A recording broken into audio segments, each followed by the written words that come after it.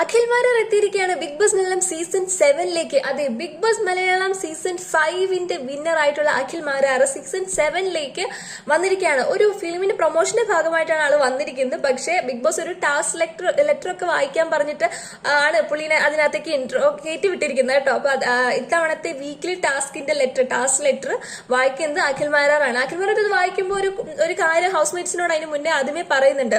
നിങ്ങൾ ഹിന്റ്, അതായത് ഈ ടാസ്ക് ലെറ്ററിലെ ഹിന്റുകൾ നോക്കി വേണം ഗെയിം കളിക്കാൻ വേണ്ടി. ബുദ്ധിപൂർവ്വം ആലോചിച്ച് നിങ്ങൾക്ക് ഒരു ടാസ്ക് ഏറ്റവും മനോഹരമാക്കാനുള്ള എല്ലാ കാര്യങ്ങളും ഉൾപ്പെടുത്തിക്കൊണ്ടായിരിക്കും ബിഗ് ബോസ് ഒരു ടാസ്ക് ലെറ്റർ തയ്യാറാക്കിയിട്ടുണ്ടാവുക. അത് നിങ്ങൾ കണ്ടെത്തി അതങ്ങനെ യൂസ് ചെയ്യുന്നിടത്താണ് നിങ്ങളുടെ വിജയം എന്നാണ് ആ ഒരു രീതിയിലാണ് അഖിൽ മാരാർ സംസാരിച്ചിരിക്കുന്നത്. ആ ഒരു ഉപദേശമാണ് കൊടുത്തിരിക്കുന്നത്. അഖിൽ മാരാർക്ക് ഉപദേശിക്കുക അല്ലെ, ഒരു സീസണിലെ വിന്നറാണ് അദ്ദേഹം. വെറും വിന്നറല്ല, ഒരു നല്ല ക്വാളിറ്റി വിന്നർ എന്ന് തന്നെ പറയണം. ബിഗ് ബോസ് മലയാളത്തിൽ ഒരുപാട് വിന്നേഴ്സ് ഉണ്ടായിട്ടുണ്ട്.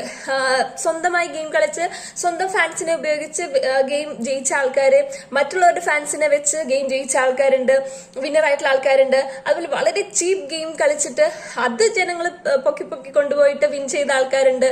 പക്ഷെ അഖിൽ മാരാറിന്റെ പ്രത്യേകത സ്വന്തമായി ഫാൻസിനെ ഉണ്ടാക്കി നല്ല ക്വാളിറ്റി ഗെയിം കളിച്ചിട്ട് വിന്നർ ആയിട്ടുള്ള ഒരു മനുഷ്യനാണ് അഖിൽ മാരാർ എന്ന് പറയുന്നത്.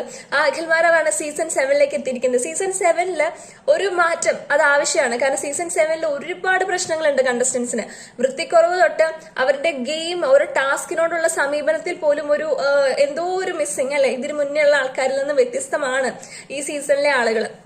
അപ്പോ ഒരു അഖിൽ മാരാർ എന്ന് പറഞ്ഞൊരു വ്യക്തി അതിനകത്തേക്ക് വന്ന് ആളുടെ ഒരു ഇൻഫ്ലുവൻസിൽ കുറെ എന്തെങ്കിലുമൊക്കെ മനസ്സിലാക്കാൻ പറ്റുവാണെങ്കിൽ ഒരു കുറച്ചുകൂടെ നല്ല ഭംഗിയായിട്ട് അവർക്ക് ഗെയിം മുന്നോട്ട് കൊണ്ടുപോകാൻ സാധിക്കട്ടെ അല്ലെ.